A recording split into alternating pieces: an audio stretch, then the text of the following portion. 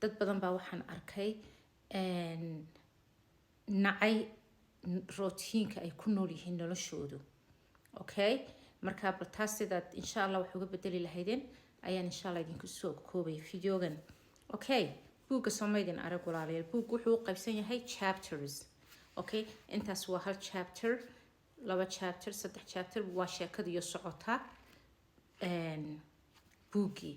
noloshaaduna waa sida buuggaas oo kale. Okay, haddaad maalin kasta soo toosto isla wixii uun qabato isla meeshii uun tegtid oo adigii aad yacni la qabsatay rootiinka caajiska miidhanee bilaa farxadda ahay bilaa maaragtay wax cusuboo ku xiisogeliya aanad ka dhex arkayn, sababtu waxa weeyaan isbeddel baanad rabin inaad samayso ama sideed u samayn lahayd baanad garanayn.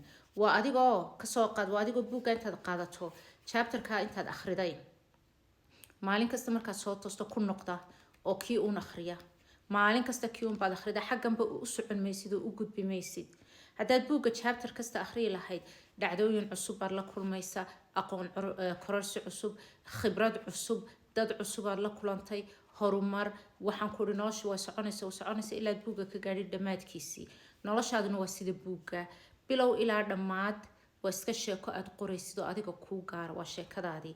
sheekadaada haddaba ha ka dhigin miduun chapterkii u horreeyeyba aan laga dhaqaaqaynoo nolosha isaa ku dhammaato boorinka iyo caajiska. waa waxay dadkeenu u tahriibaan dhalinyaradu, waa waxay wadanka u nacaan, waa waxay isu yidhaahdaan waxba ma qabsan kartaan.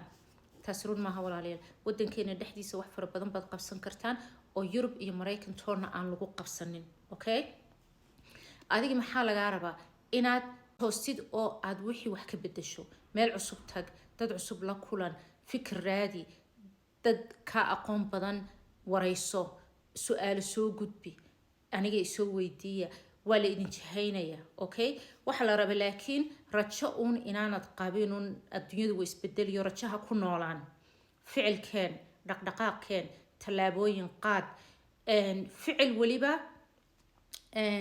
uu dabada ka riixayo passion, jacayl aad jeceshahay inaad noloshaadii wax ka bedesho. Okay, sidaa haddaad ku wado waxaad arkaysa isbeddel weyn oo noloshaadii ku dhacay. dad cusub barta walaalayaal, xidhiidh samaysta, xidhiidh jacayl samaysta. Okay, cid kasta ha ku tijaabin, laakiin dad qof fiican haddaad hesho aad la kulanto kusoo hagaag, ha ka baqanin.